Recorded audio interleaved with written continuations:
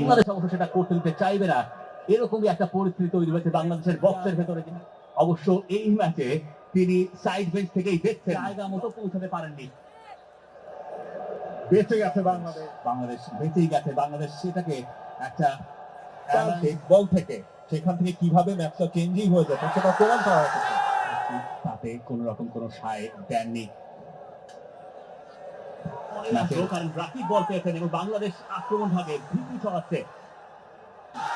শাকিল হাত থেকে ক্রস, শোতে যেটা আলাপ করছিলেন অ্যাকচুয়ালি রায়ান স্টুয়ার্টের কথা,